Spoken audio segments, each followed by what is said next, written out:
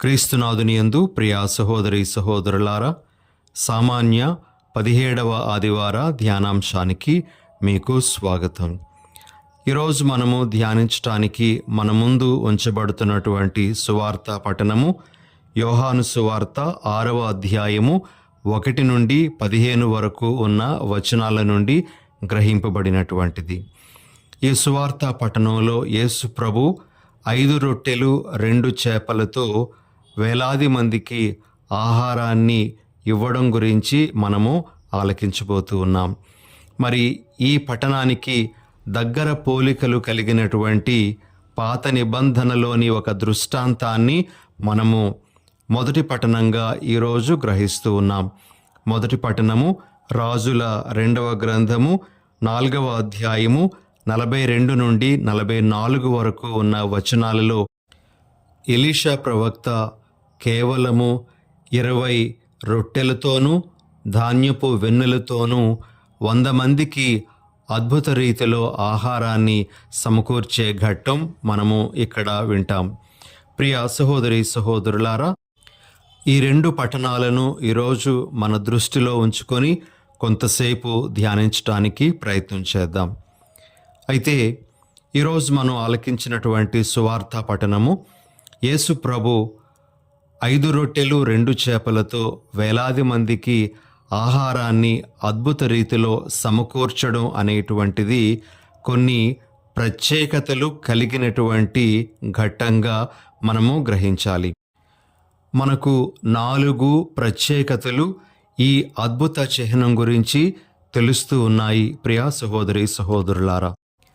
అందులో మొదటి ప్రత్యేకత ఏమిటి అంటే, ఈ అద్భుత చిహ్నము పరిశుద్ధ గ్రంథంలోని 4 సువార్తలలో కూడా పొందుపరచబడి ఉంది. మనము కొన్ని అద్భుతాల గురించి చదివేటప్పుడు ఒక సువార్తలో వ్రాయబడినటువంటి అద్భుతము వేరొక సువార్తలో మనకు కనబడకపోవచ్చు. అయితే 4 సువార్తలలోనూ మనము చూడగలిగేటువంటి ఏకైక అద్భుతము యేసు ప్రభు 5 రొట్టెలు 2 చేపలతో వేలాది మందికి ఆహారాన్ని ఇవ్వడం అనేటువంటిది. ఇది ఒక ప్రత్యేకతగా మనము గ్రహించాలి. ఇక రెండవ ప్రత్యేకత ఏమిటి అంటే, ప్రియ సహోదరి సహోదరులారా, ఈ అద్భుతము యూదుల పాస్కా పండుగ సందర్భములో జరిగినటువంటిదిగా మనకు పరిశుద్ధ గ్రంథం తెలియజేస్తూ ఉంది. యోహాను సువార్త 6వ అధ్యాయము 4వ వచనంలో మనము ఈ విధంగా చదువుతాం. అప్పుడు యూదుల పాస్కా పండుగ సమీపించినది. ఈ వాక్యము ప్రియ సహోదరి సహోదరులారా, యేసు ప్రభు చేసినటువంటి అద్భుతము ఏ సందర్భంలో చేయబడిందో మనకు ఒక రకంగా తెలియజేస్తూ ఉంది అని మనము గ్రహించాలి.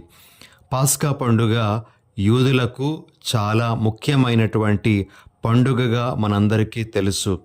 పాస్కా పండుగను యూదులు ఐగుప్తు బానిసత్వం నుండి విడుదలయ్యే సందర్భంలో వారు ప్రారంభించుకొని మరి ప్రతి సంవత్సరము దేవుని యొక్క ఆజ్ఞ ప్రకారంగా ఈ పండుగను కొనియాడుతూ వచ్చేవారు.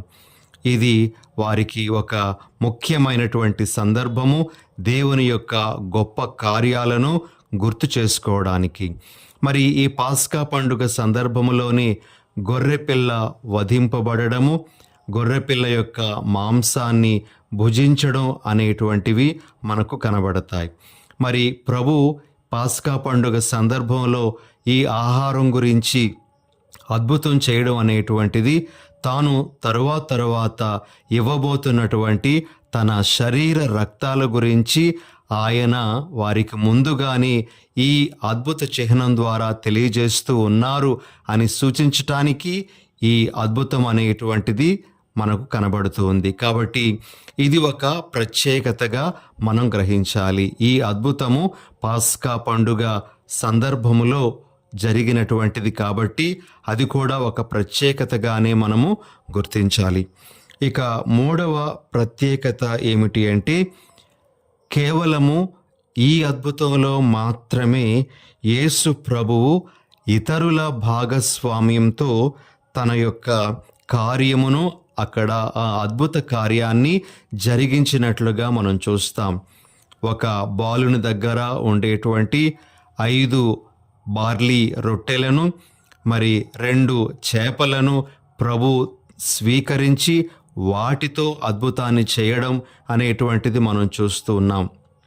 కేవలము ఈ అద్భుతంలోనే మనము ప్రభువు ఇతరుల భాగస్వామ్యంతో అద్భుతాన్ని చేయడం అనేటువంటిది మనకు ఒక ప్రత్యేకతగా కనబడుతూ ఉంది. ప్రియా సహోదరి సహోదరులారా, ఇక 4వ ప్రత్యేకత ఏమిటి అంటే, ప్రభు చేసినటువంటి ఏ అద్భుతం తర్వాత కూడా ఆయన ఎలాంటి వివరణాత్మక సందేశాన్ని ఇచ్చినట్లుగా మనం చూడం. అయితే ఈ అద్భుతం తర్వాత యోహాను సువార్త ప్రకారంగా ఆయన జీవాహారం గురించి, తన శరీర రక్తాలను నిత్య జీవితం కొరకై భుజించడం గురించి వివరణాత్మకమైనటువంటి ఉపదేశం చేయడం మనం ఆలకిస్తాం. కాబట్టి ఇది కూడా ఒక ప్రత్యేకతగా మనము గ్రహించాలి. కాబట్టి ఈ 4 ప్రత్యేకతలు ఈ అద్భుతంలో మనము చూడగలము. ప్రియమైన సహోదరి సహోదరులారా, అయితే ఈ అద్భుతాన్ని మనము చాలాసార్లు ఆలకించి ఉన్నాము, చాలాసార్లు మనము ధ్యానించి ఉన్నాము. ఈరోజు మరొక్కసారి ఈ అద్భుతం మనకు తెలియజేసేటువంటి విషయాలను, మనకు ఇచ్చేటువంటి సందేశాలను మనము నెమరు వేసుకోవడానికి ప్రయత్నం చేద్దాం. ప్రియమైన సహోదరి సహోదరులారా, మొట్టమొదటి సందేశం ఏమిటి అంటే, యేసు ప్రభువు మన భౌతిక అవసరాలను తీర్చటంలో మనకు ఎప్పుడూ తోడుగా ఉంటారు అనేటువంటి సందేశం. ప్రియ సహోదరి సహోదరులారా, యేసు ప్రభు ఆకలితో ఉన్నటువంటి ప్రజల బాధను ఆయన గమనించారు. ఎవరు ఆయనకు చెప్పలేదు, ఇదిగో ఈ ప్రజలు ఆకలితో ఉన్నారు అని, వారికి ఆహారం సమకూర్చాలి అని. కానీ ప్రభువే వారి యొక్క ఆకలిని గమనించడం అనేటువంటిది మనం చూస్తాం. కాబట్టి ప్రజల యొక్క భౌతిక అవసరం అయినటువంటి ఆకలి తీర్చుకోవడం అనేటువంటి దానిని ప్రభు తీర్చటానికి ముందుకు వస్తూ ఉన్నారు. అదేవిధంగా గత ఆదివారము మనము సువార్త పఠనంలో ఆలకించాం.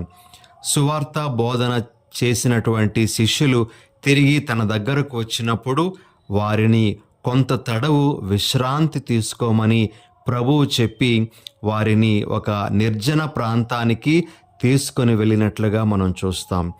మరి భౌతిక విశ్రాంతి కూడా అవసరమే అనేటువంటి ఉద్దేశంతో ప్రభువు ఈ భౌతిక అవసరతను కూడా తీర్చడం అనేటువంటిది మనకు కనబడుతుంది. మరి దీని ద్వారా మనం అర్థం చేసుకోవలసిన, గ్రహించాల్సినటువంటి విషయం ఏమిటి అంటే, ప్రభువు మన మానవ జీవితం, ఈ జీవితంలో మనకు అవసరమయ్యేటువంటి వరాల గురించి శ్రద్ధ వహిస్తారు అని. ఆయన ఎందుకు ఈ భౌతిక అవసరాల గురించి శ్రద్ధ వహిస్తారు అంటే, ఆయన కూడా మనలాగా ఒక మానవుడిగా జన్మించారు. మానవ అవసరతలు ఏమిటో ఆయనకు తెలుసు. కాబట్టి ఆయన వాటిని మనకు సమకూర్చడంలో మనకు తోడుగా ఉంటారు అని మనము ఇక్కడ గ్రహించాలి.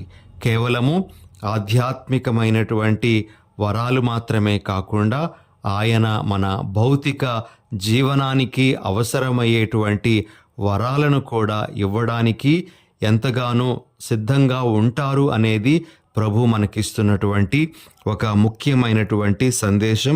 ప్రియా సహోదరి సహోదరులారా, మనము ఇక్కడ గ్రహించాల్సినటువంటి ఇంకో విషయం ఏమిటి అంటే, ప్రజలు ఎవ్వరూ కూడా తమ యొక్క అవసరతను ప్రభువుకు తెలియజేయలేదు. అయితే ప్రభువే వారి యొక్క అవసరతను తనకు తానుగా ఎరిగి వారి యొక్క కష్టాన్ని, వారి యొక్క అవసరతను తీర్చటానికి ఆయన ముందుకు వస్తూ ఉన్నారు. ఈ సందర్భంలో మనము పరిశుద్ధ గ్రంథంలోని ఒక వాక్యాన్ని గుర్తు చేసుకుందాం. మత్తయి సువార్త 6వ అధ్యాయము 8వ వచనంలో మనము ఈ విధంగా ఆలకిస్తాం. మీకేమి కావలియునో మీరు అడుగక మునిపే మీ తండ్రి ఎరిగి ఉన్నాడు అనేటువంటి మాటలు. ప్రియ సహోదరి సహోదరులారా, మనము తెలియజేయడానికి మునిపే ఆయనకు మన అవసరాలేంటో తెలుసు. వాటిని అనుగ్రహించటానికి ఆయన సిద్ధంగానే ఉంటారు అని మనము ఈరోజు మరొక్కసారి జ్ఞాపకం చేసుకొని ఆ ప్రభు యొక్క కృప కొరకు ఎదురు చూడాలి.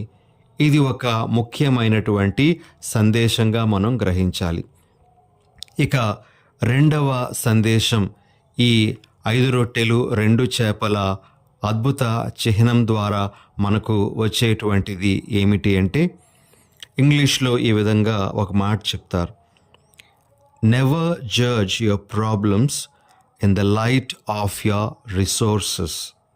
అంటే నీ దగ్గర ఉన్న వాటిని దృష్టిలో పెట్టుకొని నీ సమస్యల గురించి బాధపడకు అని. ఈనాటి సువార్త పఠనంలో 6వ అధ్యాయము 7వ వచనంలో మనము యేసు ప్రభుతో ఫిలిప్పు గారు అన్నటువంటి మాటలు ఈ విధంగా ఉంటాం: ఒక్కొక్కరికి కొంచెము వడ్డించుటకైనను 200 వరహాల రొట్టెలు కూడా చాలవు అని ఫిలిప్పు ఆయనకు సమాధానమిచ్చాను. మరలా 9వ వచనంలో ఈ విధంగా మనము పేతురు గారి యొక్క సహోదరుడైనటువంటి ఆంద్రేయ మాటలు వింటాం. ఇక్కడ ఒక బాలుని యొద్ద 5 యవధాన్యపు రొట్టెలు 2 చేపలు కలవు, కానీ ఇంతమందికి ఇవి ఏమాత్రము అని పలికెను.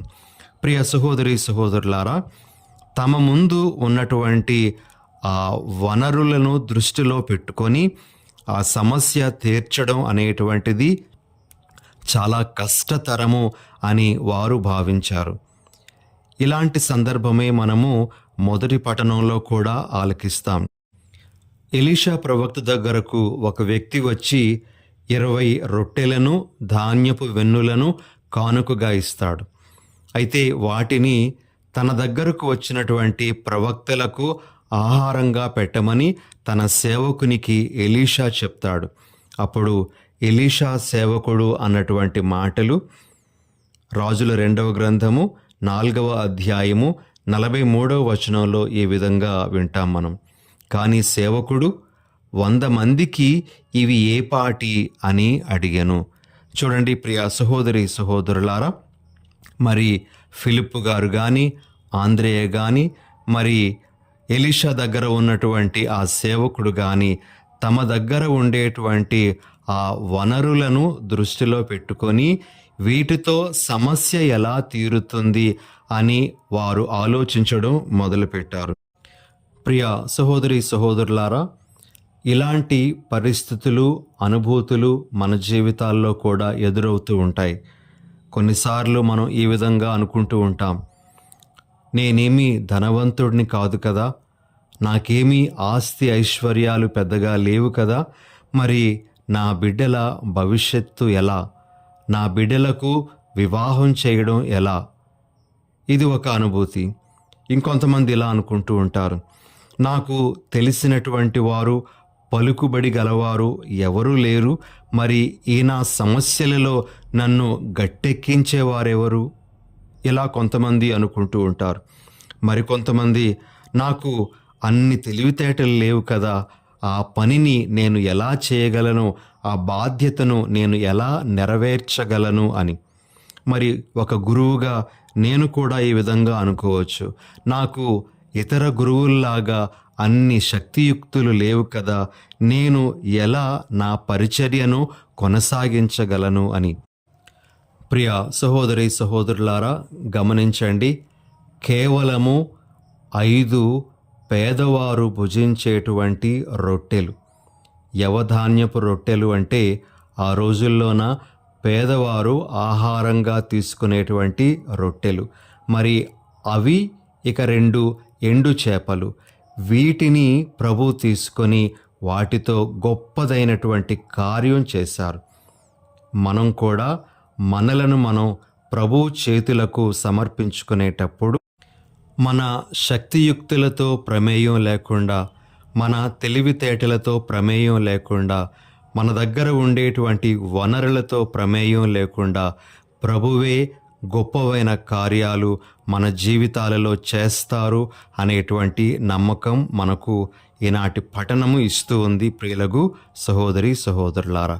కాబట్టి మనము మన యొక్క సమస్యల గురించి వ్యత చెందకుండా ప్రభువుకు మనలను మనం సమర్పించుకోవడం అనేటువంటిది చేయాలి అనేది ప్రభు మనకిస్తున్నటువంటి ఒక సందేశం. ఇక ఆఖరుగా ఇంకొక సందేశాన్ని కూడా ఈనాటి సువార్త పఠనం నుండి మనము స్వీకరించడానికి ప్రయత్నం చేద్దాం. 5 రొట్టెలు 2 చేపలు చాలా తక్కువ పరిమాణాన్ని సూచించేటువంటివి. అయితే ఆ తక్కువ పరిమాణములో ఉన్నటువంటి ఆహార పదార్థాలు యేసు ప్రభు చేతిలో పడగానే అవి చాలామందికి ఆహారంగా మారాయి. ప్రియమైన సహోదరి సహోదరులారా, ఈ సందర్భంలో మనము గుర్తుంచుకోవలసినటువంటిది ఏమిటి అంటే, యేసు ప్రభు చేతిలో మనము మన కార్యాలు రూపాంతరం చెందుతాయి అనే విషయం. మనం ఒకసారి పరిశుద్ధ గ్రంథంలోని కొన్ని దృష్టాంతాలు పరిశీలించడానికి ప్రయత్నం చేద్దాం. మోషే చేతిలోని ఒక సాధారణమైనటువంటి కర్ర ఎర్ర సముద్రాన్ని చీల్చేదిగా, బండ నుండి నీళ్లను తెచ్చేదిగా మారిపోయింది. అదేవిధంగా సంసోను చేతిలోని గాడిద దౌడ ఎముక 1000 మంది ఫిలిస్తీయులను సహకరించేటువంటి శక్తివంతమైనటువంటి ఆయుధంగా మారిపోయింది. యూదితు చేతిలోని సాధారణమైనటువంటి ఖడ్గము నెబుకద్నెజరు యొక్క సర్వ సైన్యాధిపతి హోలేఫర్నేస్ యొక్క శిరస్సును ఖండించినటువంటి గొప్ప ఖడ్గంగా మారిపోయింది. ఇక దావీదు చేతిలోని ఒక సాధారణ గులకరాయి రాక్షసుడు లాంటి గొలియాతును పడగొట్టేదిగా చేసింది. ప్రియ సహోదరి సహోదరులారా, ఈరోజు మనము గమనించాల్సినటువంటి విషయం ఏమిటి అంటే, యేసు ప్రభు చేతిలో ఆ 5 రొట్టెలు 2 చేపలు రూపాంతరం చెందినట్లుగా మరి మనల్ని మనము ఆ ప్రభు చేతులలో పెట్టుకున్నప్పుడు మనం కూడా రూపాంతరం చెందగలము. మనం కూడా గొప్పవైనటువంటి అద్భుత కార్యాలు చవి చూసేటువంటి వారుగా మారగలము అనే విషయాన్ని గ్రహించాలి. ముఖ్యమైన భావము, మనము ప్రభు చేతులలో ఇమిడిపోవాలి. ప్రభు చేతులకు మనము అర్పించబడాలి. మనం ప్రభు చేతుల్లో ఉన్నప్పుడు ఆ ప్రభువే మనలను తనదైనటువంటి రీతిలో ముందుకు తీసుకొని వెళ్తారు అనేది ఇక్కడ మనము గ్రహించాల్సినటువంటి ఇంకొక ముఖ్యమైన విషయం. కాబట్టి మనల్ని మనము ప్రభు చేతులకు అప్పగించుకోవడం, ప్రభు ఆ రొట్టెలను అందుకున్నట్లుగా మనల్ని కూడా అందుకొని మనలను తన యొక్క పరిచర్యలో దీవిస్తారు, మనలను మన జీవితంలో బహుగా ఆశీర్వదిస్తారు. మరి ఈ సందేశాన్ని కూడా మనము ఈ దినాన్న మన మనసులో పెట్టుకొని ఆ విధంగా నడుచుకోవడానికి ప్రయత్నం చేద్దాం. చిన్న ప్రార్థన చేసుకుందాం. పరిశుద్ధుడైన ఓ మా ప్రభువా, ఈ దినాన్న 5 రొట్టెలు 2 చేపల అద్భుత సంకేతాన్ని మేము ధ్యానించటానికి మీరు మాకిచ్చినటువంటి ఈ అవకాశానికై మీకు స్తోత్రాలు. ఈ అద్భుత చిహ్నం మాకు తెలియజేస్తున్నటువంటి సందేశాలు మేము ఎల్లప్పుడూ మా జీవితాలలో గుర్తుంచుకొని, ప్రభువా, మీ చేతులలో ఇమిడిపోయేటువంటి వ్యక్తులంగా, సాధనాలుగా మమ్ము మలచమని, మీ యొక్క అద్భుత కార్యాలు ఎన్నింటినో మా జీవితాలలో చూడగలిగేటువంటి భాగ్యాన్ని మాకు ప్రసాదించమని మా ప్రభువును రక్షకుడునైన యేసు నామమున అడిగి వేడుచున్నాము. ఆమెన్.